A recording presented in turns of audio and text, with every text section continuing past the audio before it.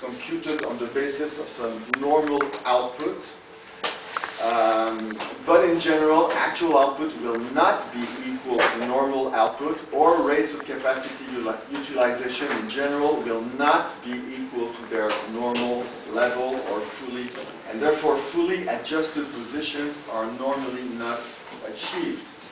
And Carignani, Vianello, 1990, Heinz Kurz, Palumbo, and Trezini, all these people are saying this. Now, more interesting, perhaps even, is the last claim that the trend that describes long period positions is determined ex post and is dependent on actual short-run sales and actual rates of capacity utilization. In other words, there is path dependence. Now, I found this claim as early as 1983 in the paper edited by the book edited by Kriegel and someone else, Paradouage. No, only Kriegel, on page 80, so you can check and see if that's true. It's in a footnote. So what I would say is that it seems to me, from the reading, it seems to me that Straffians were ultimately influenced by the arguments of the Caleskians, but Asimakopoulos and others did not seem to become aware of that, apparently. So, because it seems there's no fundamental disagreement on path dependence and the rate of utilization in the long run. And again, I realize that not everybody agrees on this. Okay, a more problematic position, so I'm coming towards the end here. Something which is more problematic from the post-Keynesian point of view, and which is being put forth by the Straffian strand, is prices of production are normal prices, that is, prices that incorporate a normal profit rate which is uniform throughout. So this claim is hard to accept for post-Keynesian. Market prices or actual prices gravitate towards prices of production through some demand and supply mechanism. Again, this makes post-Keynesians uncomfortable. Persistent forces will push the economy towards long period positions. These are long period centers of gravity. And King says, well, there is little enthusiasm for this notion of long period prices of production as centers of gravity towards which short period or market prices are supposed to tend. So, this makes a lot of post-Keynesians uncomfortable. The funny thing is that even 25 years ago, there was within Straffian economics, there was an internal critique.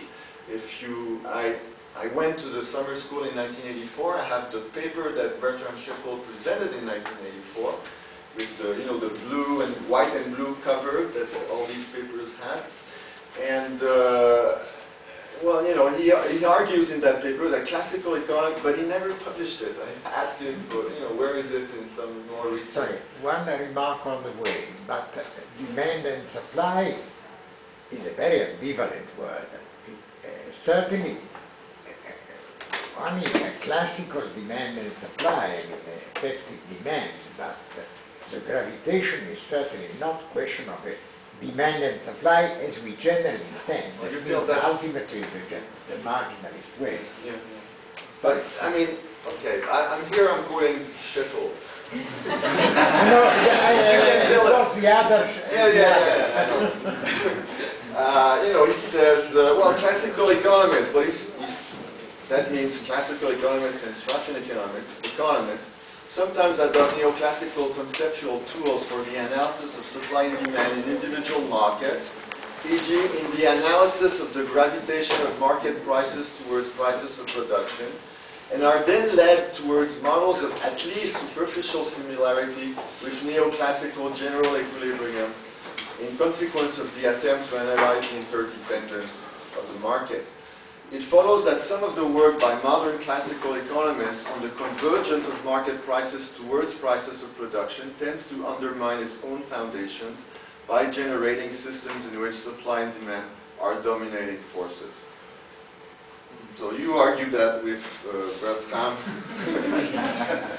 So you should All right. Okay. Anyway, so I'll skip this. I agree with what was said before. That is, I think there's a tight link between target return pricing and Straffian prices.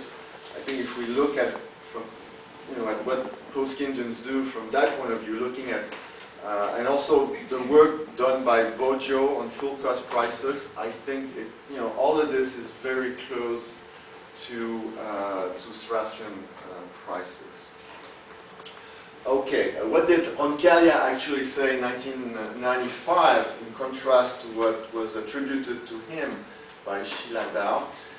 What he said is that the interpretation of Straffa's outputs as long period centers of precipitation is therefore an obstacle to the integration of Straffian and Keynesian analysis and should be abandoned.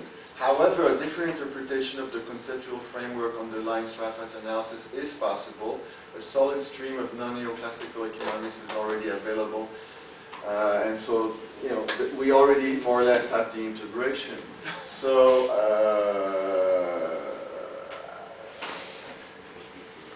anyway, so basically what I'm saying is that what Roncaglia is saying is that, well, the long period position is not necessarily one where we are at full utilization of capacity, and therefore, for him, what he's saying is that indeed we should look forward to and keep on working on the synthesis between Straffian and Keynesian economics. Okay, so, and Edward Nell, who just left because he had to pick up his wife, despite what the methodologists claim, this is what he says, Edward Nell, Straffian economics has much in common with the rest of post-Keynesian economics, and today the distinction between them do not appear to be as sharp as they once did. So I would conclude by saying Straffian economics is an integral part of post-Keynesian economics seen with a large umbrella.